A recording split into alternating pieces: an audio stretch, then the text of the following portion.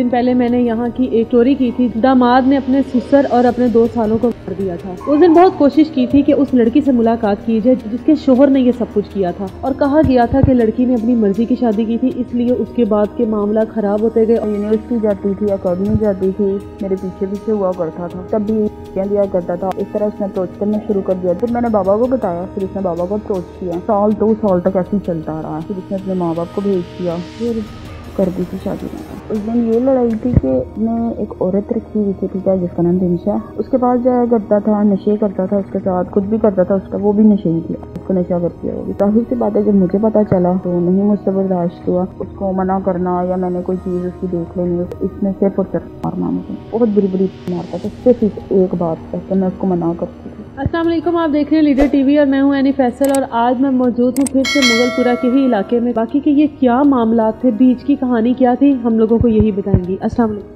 वालेकुम। मुझे बताओ कि आपकी शादी को कितना अर्सा गुजर गया था? 5 साल। आपकी पसंद की शादी? पसंद की कह लें आप, पसंद मैंने रोका था इस शादी से कि ये अच्छे लोग नहीं हैं? बहुत ज़्यादा। जब मैं यूनिवर्सिटी जाती थी, अकेडमी जाती थी, मेरे पीछे पीछे हुआ करता था टोटली मेरे भी। तब भी यही धमकियाँ दिया करता था। आहिस्ता आहिस्ता उसने फिर अंदर आना शुरू कर दिया। घर के अंदर? नहीं, अकेडमी में अंदर आने शुरू कर दिया, बैग लेके एज स्टूडेंट, जैसे नॉर्मल स्टूडेंट है। इस तरह उसने अप्रोच करना शुरू कर दिया। जब वैसे उससे कोई काम नहीं बना, पीछे आ गया।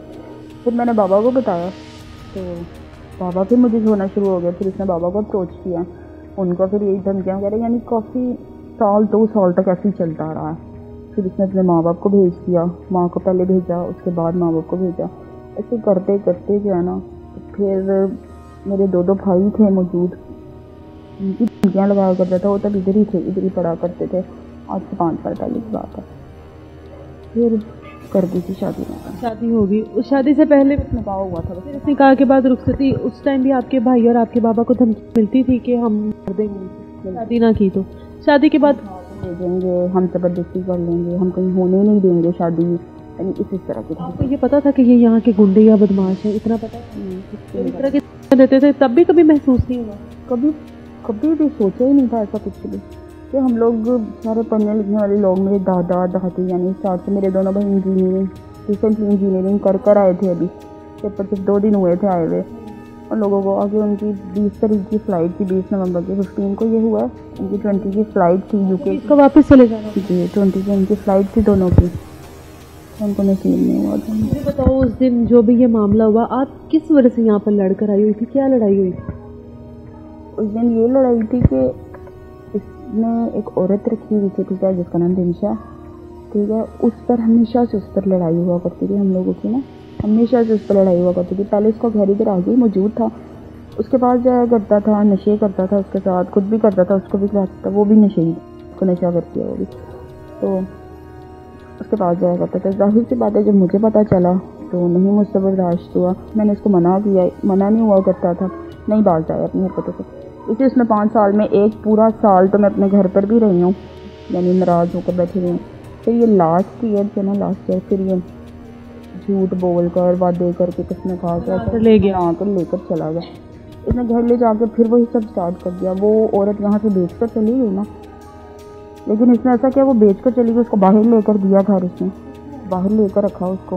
उसके बाद वो कोई ऐसी वैसी नहीं कि कोई इज़्ज़तदार औरत हो। ऑलरेडी उसकी 4 से 5 शादियाँ हो चुकी हैं, 3 बच्चे भी हैं उसके पास किसी के। गंदी तरीन औरत जो पूरा मोहल्ला उसको जानता है। आपके शोहर ने उसको बाहर रखा हुआ, इज्जत बनाकर? शादी की हुई थी उससे या वैसे? वैसे ही उसको रखा हुआ था। ये लड़ाई की वजह थी? आप सिर्फ मेन लड़ाई यही हुआ करती थी, करता था।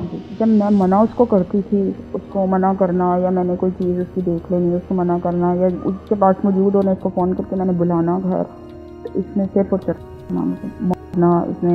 और उस दिन आपके बाबा से सुलह के लिए आना था इन लोगों ने? उस दिन बात यही थी कि पहले तो वो इधर रहती थी, उधर चले जाया करता था। फिर उसके बाद उसने बाहर लेकर दिया, तो उसके बाद वो औरत गालियाँ भी उसको देती थी, गंदी से गंदी गालियाँ देती थी। लेकिन पता नहीं क्या वजह थी इन दोनों को आपस में, पता कि उसका पीछा नहीं है छोड़ता था, जब वो इसका पीछा क्यों नहीं छोड़ती थी। इन दोनों को आपस में पता है कि डीपली मुझे नहीं पता। बट मेरी आँख खुली है 5 बजे सुबह में ना, 5 बजे जिस टाइम मेरी आँख खुली, उस टाइम ये घर पर मौजूद था।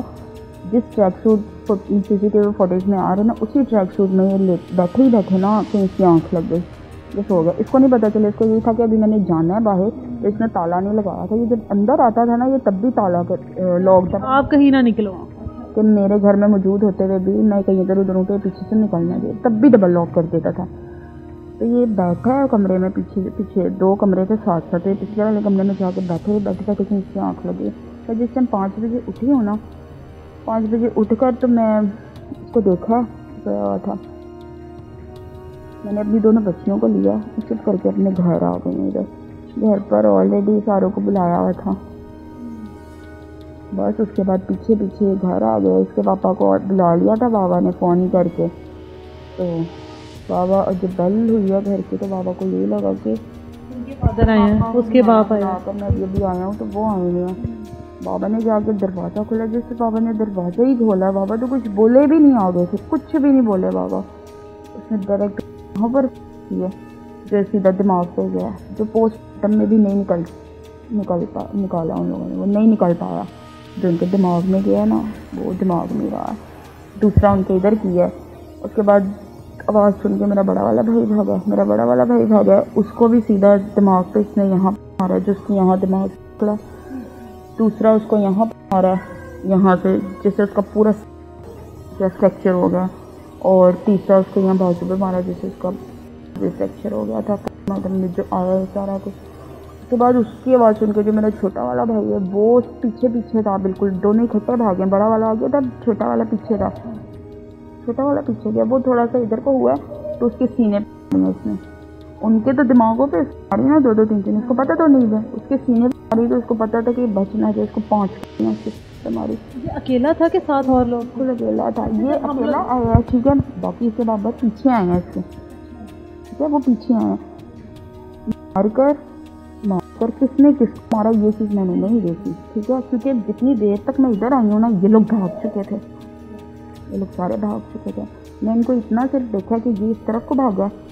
इधर से गाड़ी बिल्कुल तैयार की हुई थी, ऑलरेडी तैयार खड़ी थी गाड़ी। CCTV फुटेज में भी आ रही है, उसकी लाइट्स ऑन, बिल्कुल तैयार गाड़ी खड़ी है। इधर से उसने बिठाया। किस टाइम का वाक़या? सुबह 7 बजे का।